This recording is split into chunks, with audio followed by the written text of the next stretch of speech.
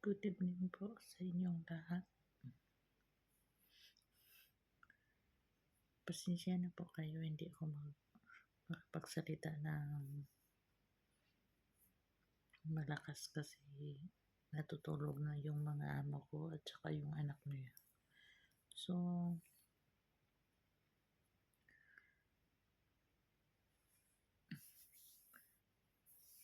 matulog na din ako kasi mag 10 minutes na po. Kasi bukas may trabaho pa ako. So, kailangan din matulog ng maaga para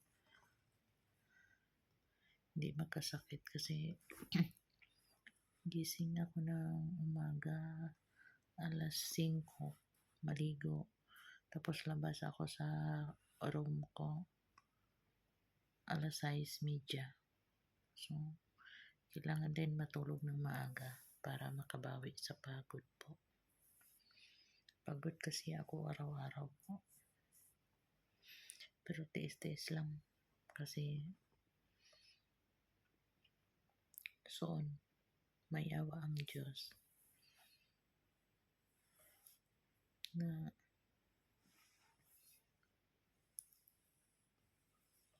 makaraos din na wala ng problema. So, kailangan na din na nasa Pilipinas na lang po.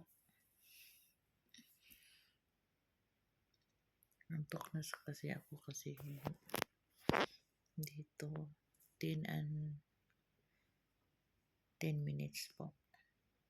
So, itry ko mag-live ko isang sandali bago ako matulog kasi kaunti lang views ko. Kaya kailangan ko din na mag-live ulit para maabot ko ang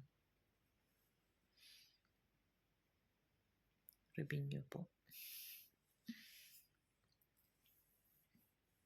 May kauta kasi.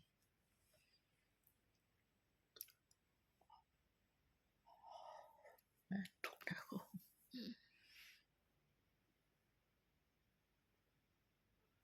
Natok na yung mata ko. Nagtinis kasi ako sa kuko ko.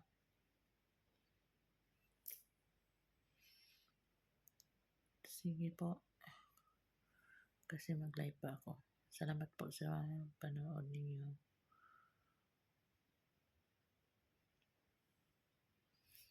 Bye-bye po sa inyong lahat po. Good night. Sweet dreams. Love you.